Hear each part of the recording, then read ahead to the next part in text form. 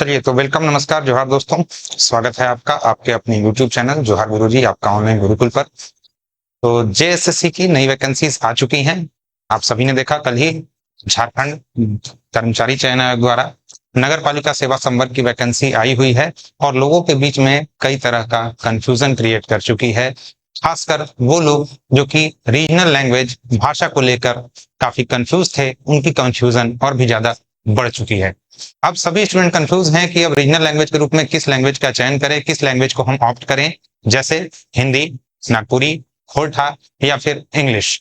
तो अभी आज का ये जो हमारा वीडियो रहेगा वो इसी कंफ्यूजन को दूर करने के उद्देश्य से बनाया गया है। आप सभी इस वीडियो को अंत तक जरूर देखेंगे। सभी जितनी भी भाषाएं हैं, रीजनल लैंग्वेज जो भी हैं, चाहे वो हिंदी लैंग्वेज हो, चाहे वो खोरठा लैंग्वेज हो, चाहे फिर वो नागपुरी हो, तीनों के लैंग्वेज के सिलेबस को हम कंपेयर करेंगे और सिलेबस को कंपेयर करने के बाद एक किसी आउटपुट पर हम निकलेंगे, कोई एक कंक्लूजन पर निकलेंगे कि जो वैसे स्टूडेंट जो हिंदी भाषी क्षेत्र से बिलोंग करते हैं, कुछ वैसे स्टूडेंट जो नागपुरी क्षेत्र से बिलोंग करते हैं और कुछ वैसे स्टूडेंट जिनका मदर टंग खोरठा रहा है, वो लोग किस लैंग्वेज का चुनाव करेंगे। और आगे आने वाली वैकेंसी यानी कि जेएसएससी सीजीएल में भी 99.99% चांस यही है कि अभी जो भाषा का सिलेबस है वो भी आगे चलकर बरकरार रहेगा। मतलब अभी सारे स्टूडेंट जितने भी कंफ्यूज हैं उनके कंफ्यूजन को दूर करेंगे और देखेंगे कि किन प्रकार के स्टूडेंट को कौन कौन से लैंग्वेज का चयन करना चाहिए। जैसे इसमें कई प्रकार के स्टूडेंट आते हैं। कुछ वैसे स्टूडेंट हैं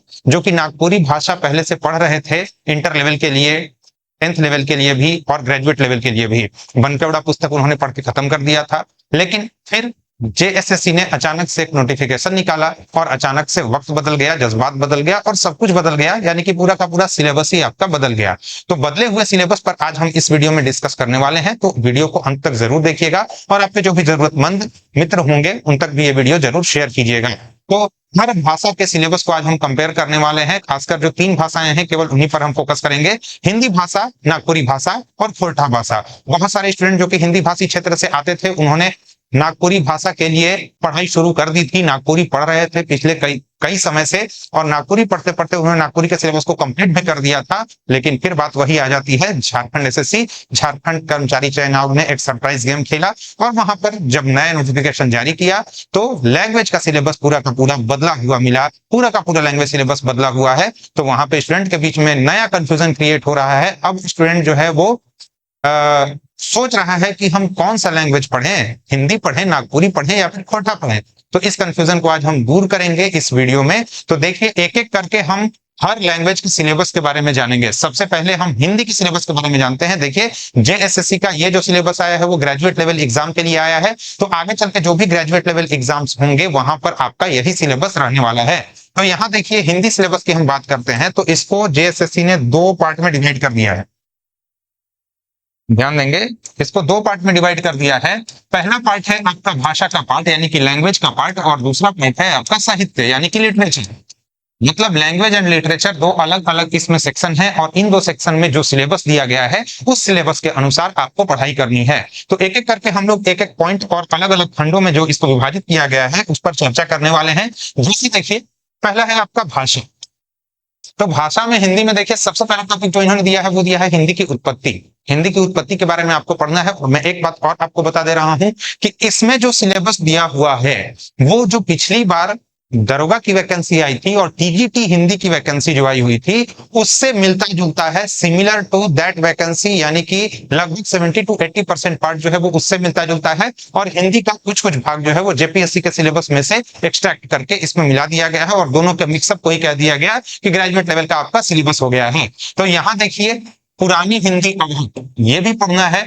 एक बात और बता दे रहा हूं, डिंगल, यहाँ देखिए भाषा के स्वरूप से भी आपसे प्रश्न पूछा जा चुका है और केवल हिंदी भाषी क्षेत्र नहीं उससे अलग भी भाषा के स्वरूप से आपसे प्रश्न पूछा जा रहा है। डिंगल से यहाँ से प्रश्न आपका पूछा जा रहा है। फिर हो गए भाषा के विभिन्न रूप। भाषा के अलग अलग रूप हैं जैसे रचनात्मक भाषा, राष्ट्रभाषा, राजभाषा, संपर्क भाषा और संचार भाषा। तो यहाँ पे भाषा के अलग अलग स्वरूपों से भी संबंधित आपसे एग्जाम में क्वेश्चन पूछा जाएगा, आपको पढ़ना होगा। हिंदी शब्द का भंडार, तत्सम तद्भव, देशज विदेशज व्याकरण की किताबों में आपको मिल जाएगा, तो वहां से इस चीज को पढ़ना होगा आपको। इसके बाद भाषा विज्ञान, यानी कि लैंग्वेज साइंस से संबंधित प्रश्न है, जैसे कि भाषा की परिभाषा क्या होती है, उत्पत्ति कहां से होती है, विकास, ध्वनि परिवर्तन और अर्थ परिवर्तन। और ये मैं आपको बता दे रहा हूं कि ये जो टॉपिक है ना, ये केवल और केवल हिंदी लैंग्वेज से संबंधित नहीं है। भाषा का विकास, भाषा की उत्पत्ति, भाषा में ध्वनि परिवर्तन और अर्थ परिवर्तन, ये एक बड़े पर्सपेक्टिव में, ये एक विस्तृत रूप में आप देखेंगे तो हर भाषा से संबंधित ये टॉपिक है, केवल और केवल हिंदी से ही संबंधित नहीं है।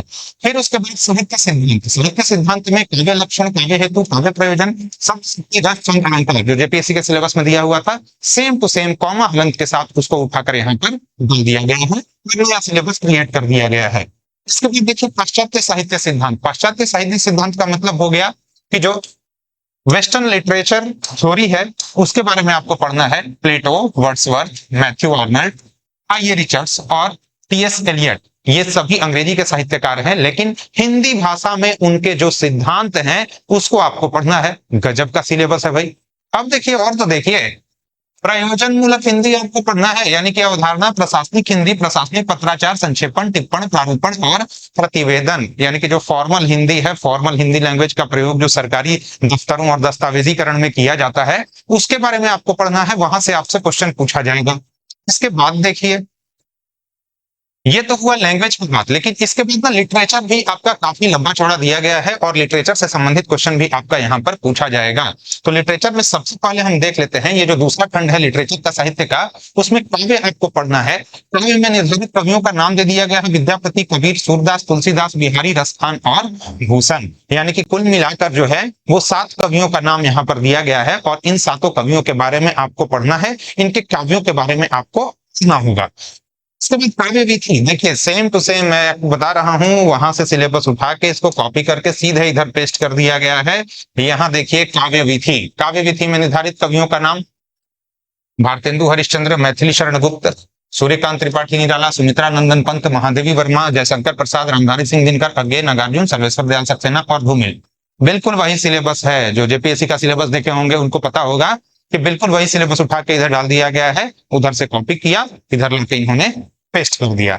इसके बाद उपन्यास आपको पढ़ना है और कुल मिलाकर 3 उपन्यास आपके सिलेबस में दिया गया है। और उन 3 उपन्यास में कौन कौन से उपन्यास पढ़ने हैं, तो गोदान है प्रेमचंद का, मैला आंचल है फणीश्वर नाथ रेणु का और राग दरबारी है श्रीलाल शुक्ल का। तो ये भी तीनों उपन्यास बिल्कुल जो पिछला सिलेबस था वहां से उठाकर डाला गया है, इसमें कोई परिवर्तन नहीं किया गया है। ये पिछले सिलेबस में भी ये तीनों उपन्यास थे आपके। इसके बाद देखिए क्या है,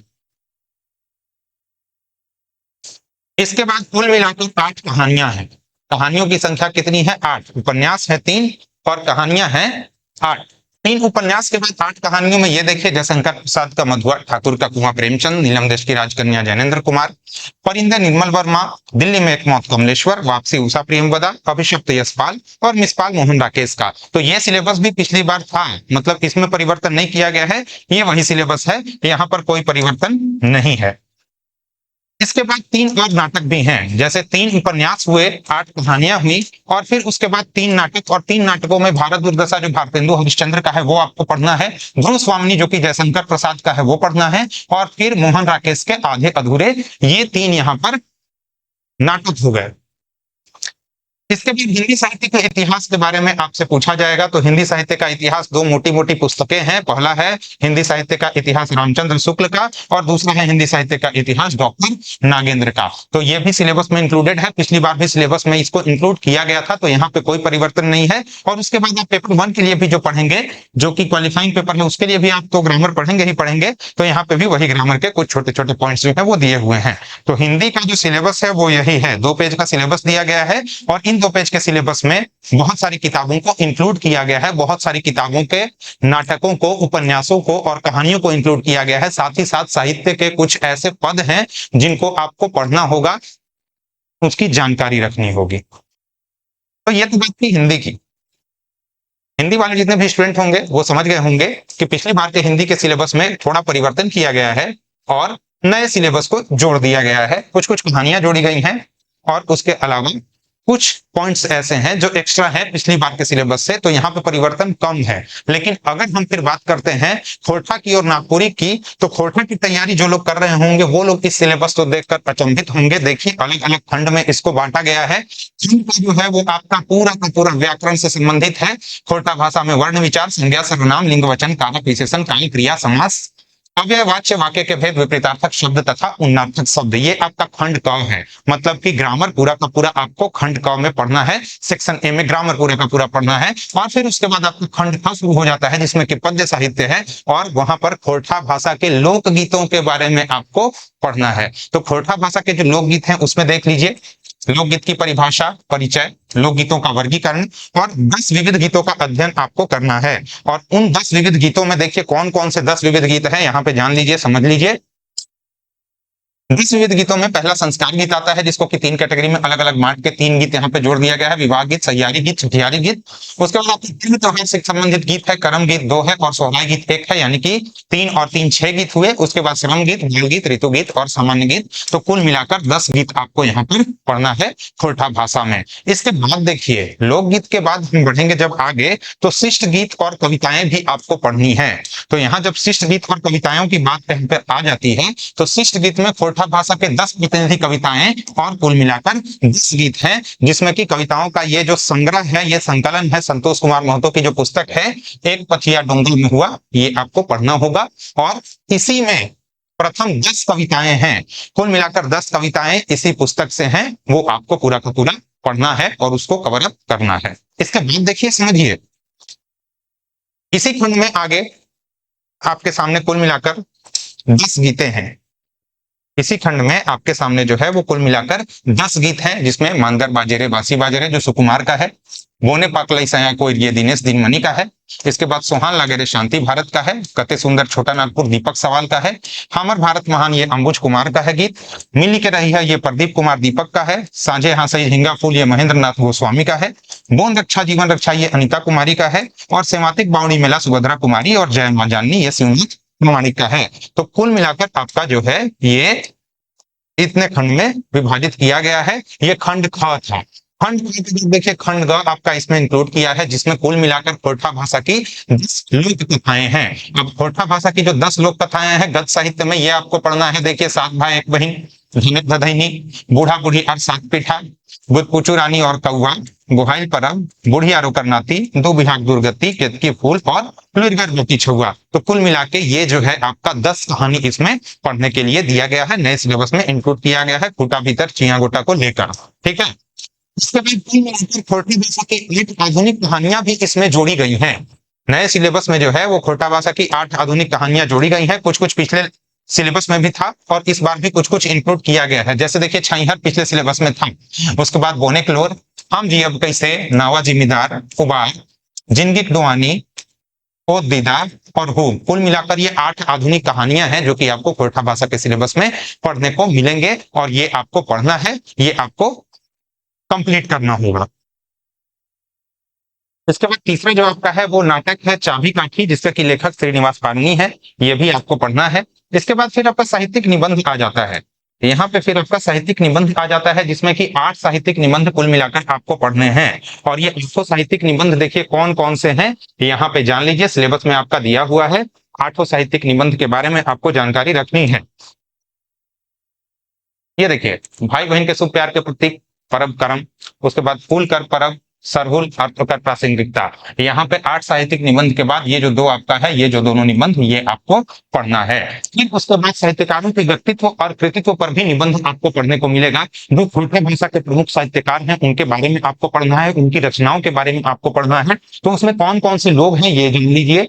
तो इसमें देखिए कौन कौन से लोग हैं इसकी जानकारी आपको रखनी है। सिलेबस में जिनके बारे में चर्चा की गई है तो वो देखिए ये लोग हैं। कौन कौन से लोग हैं, तो भुवनेश्वर दत्त शर्मा व्याकुल, श्रीनिवास पानोरी, के झा, विश्वनाथ दसौंधी राज, विश्वनीत नागर, शिवनाथ प्रमाणिक, श्याम सुंदर महतो श्याम, इन लोगों के बारे में आपको पढ़ना है। तो देखिए खोरठा भाषा का सिलेबस आपका पूरा का पूरा इतना है। आपका गद्य सहित पढ़ना है, पद भी पढ़ना है, उसके अलावा ग्रामर भी पढ़ना है, उसके अलावा नाटक भी पढ़ना है, उसके अलावा निबंध भी पढ़ना है, उसके अलावा लोकगीतों को भी आपको याद करना है। तो इतना सारा सिलेबस खुद से आप कंपैरिजन कर लीजिए कि पिछली बार जो सिलेबस दिया हुआ था, इस बार जो सिलेबस दिया हुआ था, उन दोनों में क्या अंतर है। क्या बढ़ा हुआ सिलेबस है या फिर सिलेबस उतना ही है या फिर सिलेबस को कम किया गया है। तो जो खोरठी भाषी है उनको पता है कि सिलेबस में क्या परिवर्तन किया गया है। आप कंपैरिजन करेंगे और अपने हिसाब से आप देख लेंगे कि क्या आप इस सिलेबस को कवर कर पाने में सक्षम हैं अथवा नहीं है।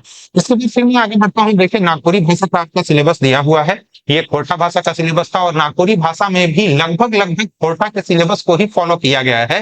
बस भाषा का अंतर है, लेकिन सिलेबस सबका वही है। जैसे देखिए व्याकरण सेम टू सेम कॉमा हलंत के साथ वही है, डिट्टो कॉपी कर दिया गया है। खंड क की बात मैं कर रहा हूं, उसके बाद खंड ख में जब आप जाएंगे तो वहां पर पद्य सहित शुरुआत होती है और पद्य सहित में खोरठा भाषा की तरह ही यहाँ पे भी आपको कुल मिलाकर 10 लोकगीत पढ़ने हैं। फिर देखिए यहाँ पे जो 10 लोकगीत आपको पढ़ने हैं उसमें कौन कौन से हैं, तो बिल्कुल वही है। यहाँ पर संस्कार गीत 3 आपको पढ़ने हैं, 2 त्योहार गीत, 1 श्रम गीत, 1 बाल गीत, 1 ऋतु गीत और 1 सामान्य गीत आपको पढ़ना है। फिर शिष्ट कविताओं की बात आ जाती है, तो शिष्ट कविताओं में देखिए कुल मिलाकर 10 कविताएं हैं। 10 कविताओं में कौन कौन सी कविता है ये आप जान लीजिए एक बार।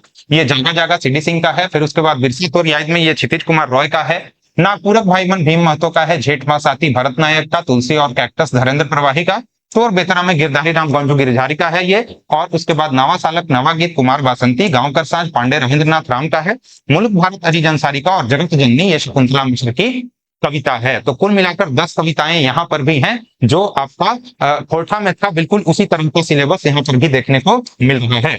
इसके बाद देखिए, इसके बाद कुल मिलाकर 10 गीत है यहाँ, तो 10 गीत आपको पढ़ना है। तो इन 10 गीतों में देखिए कौन कौन से गीत आते हैं, तो पोड़िलो बरखा ऋतु रघुनाथ त्रिपति का, छोड़ू कट्टी माया बरजूराम का, पापी प्राण छूटे नहीं झटके महंत घासी के, खरु देवता दिगंबर घासी राम का, उमड़ी गगन घन घमंड कवि कंचन का, अर्जुन बिहारी ये जगनिवास नारायण तिवारी का है, सम्मत 65 साल ये दिग्पाल राम देवघरिया का है, उसके बाद कड़की उठलक तलवार ये प्रफुल्ल कुमार रॉय का है, सामन घटा नईमुद्दीन मिर्दहा का है और आजादी खातिर ये रणविजय नाथ सहदेव का है। तो कुल मिलाकर इतना आपको पढ़ना है, किसमें आपका जो खंड खा दिया हुआ है जिसमें कि शिष्ट गीत कविताएं हैं और कुल मिलाकर लोकगीत है, यानी कि पद साहित्य में इतना पढ़ना है। और फिर पद साहित्य के बाद जब आ जाएंगे खंड ग यानी कि गद्य साहित्य में, तो यहाँ पर नागपुरी लोक कथाओं के बारे में आपको जानकारी रखनी है। नागपुरी लोक कथाएं कुल मिलाकर आपका 10 लोक कथा दिया हुआ है। अब इन 10 लोक कथा में देख लीजिए आप कि कौन कौन सा लोक कथा सिलेबस के अंदर इंक्लूड किया गया है, तो ये आपको जानकारी रखनी है। कंगन और चूरी, भाई कर खेल, पुसुट भेंडा, मैना और गोट, बेलमाई तरानी, कमल और केतकी, चोचा चरई और राजा, छोटकी रानी, बनहिरनी का बेटा और बिंदुलिया रानी, यह कुल मिलाकर जो है वो 10 लोक कथाएं हैं। 10 लोक कथाओं के बारे में आपको पढ़ना है, आपको जानकारी रखनी है। तो यहाँ पे 8 आधुनिक कहानियां बिल्कुल जो खोरठा भाषा में दिया हुआ था, 8 आधुनिक कहानी उसी तरह की यहाँ पर भी सिलेबस है। इस सिलेबस में कोई परिवर्तन नहीं है। अब शिष्ट कथाओं में देखिए कौन कौन सी हैं, तो यहाँ पर एक चित्तारौद प्रफुल्ल कुमार रॉय का है, बिंजिया है शारदा प्रसाद शर्मा का, बीपी केसरी विशेश्वर प्रसाद केसरी का रद्दी कागज है, क्रिसमस कर साज ये है कुमार बासंती का, भूटान बिहार पंचम साहू का है, मनपुरा रणविजय नाथ सहदेव का है और भाई है प्रमोद कुमार राय और मांदी डॉक्टर उमेश नंद तिवारी का। तो इसके बाद फिर आपका आ जाता है नाटक, और नाटक कौन सा है, तो नाटक का नाम है ठाकुर विश्वनाथ शाही, जो कि लिखा गया है किसके द्वारा, विशेश्वर प्रसाद केसरी, बीपी केसरी के द्वारा लिखा गया है ठाकुर विश्वनाथ शाही। ये आपको नाटक पढ़ना है, कंप्लीट नाटक, पूरी एक पुस्तक है इस नाटक की, वो आपको पढ़ना होगा। और फिर उसके बाद साहित्यिक निबंध की बात आती है, तो कुल मिलाकर 8 साहित्यकारों का जीवन परिचय, उनकी कृतियों का अध्ययन आपको करना है। तो ये 8 साहित्यकार कौन कौन है, तो नागपुरी के जो प्रसिद्ध 8 साहित्यकार हैं उन्हीं का नाम यहाँ पे दिया गया है। प्रफुल्ल कुमार राय, मृत्युंजय नाथ शर्मा, कविरत्न शारदा प्रसाद शर्मा, उसके बाद सहनी उपेंद्र पाल महन, डॉक्टर बीपी केसरी, नईमुद्दीन मिर्दहा, गिरधारी राम गंजू और फिर कुमारी वासंती। इनके बारे में दोस्तों आपको पढ़ना है। कुल मिलाकर 8 यहाँ पे साहित्यकार हैं। तो ये था सिलेबस का कंपैरिजन, ठीक है, ये आप ध्यान देंगे, ये था आपका सिलेबस का कंपैरिजन। तो हमने खोरठा भाषा के सिलेबस को, नागपुरी भाषा के सिलेबस को और हिंदी भाषा के सिलेबस को कंपेयर किया। अब इसके तहत आप खुद दिमाग लगाइए, आप खुद समझिए कि आपके लिए कौन सी भाषा जो है वो प्रिपेयर करने लायक है, किस भाषा में आप पढ़ाई करेंगे। नागपुरी भाषा को आप पढ़ेंगे तो आपके लिए बेहतर रहेगा, या फिर हिंदी पढ़ेंगे तो आपके लिए बेहतर रहेगा, या फिर खोरठा आपके लिए बेहतर रहेगा। मेरे हिसाब से जो हिंदी भाषी स्टूडेंट है उनके लिए हिंदी भाषा ही बेहतर होगा। नागपुरी या खोरठा की तरफ आप अगर स्विच करते हैं तो नई चीजों को पढ़ना आपके लिए उतना लाभदायक नहीं हो सकता है। हो सकता है कि आप कंप्लीट सिलेबस को ना पढ़ पाए, ना समझ पाए और स्कोर आपका उतना बढ़िया ना हो। तो हिंदी, खोरठा और नागपुरी का ये तीनों सिलेबस है। आपने एक बार कंपेरिजन हमारा देख लिया। अब कंपैरिजन के बाद आप कमेंट बॉक्स में हमें बताइए कि आप कौन सा लैंग्वेज देने वाले हैं, क्योंकि हिंदी भाषा, नागपुरी भाषा और खोरठा भाषा, पहले तो आपको मटेरियल कलेक्ट करना होगा। और फिर उसके बाद आप पढ़ाई करेंगे आगे चलकर। तो मटेरियल कलेक्शन से लेकर के पढ़ाई तक और तैयारी तक अभी बहुत से चरण हैं जिनको आपको पार करना है। तो इन तीनों भाषाओं के सिलेबस की तुलना हमने की। वीडियो कैसा लगा कमेंट बॉक्स में बताइएगा, अपने विचार भी रखिएगा। फिर आगे चल के अन्य भाषाओं से संबंधित अगर कुछ सवाल है तो वो भी आप कमेंट बॉक्स में लिख सकते हैं। वीडियो को शेयर जरूर कीजिएगा। आज के इस वीडियो में इतना ही, धन्यवाद।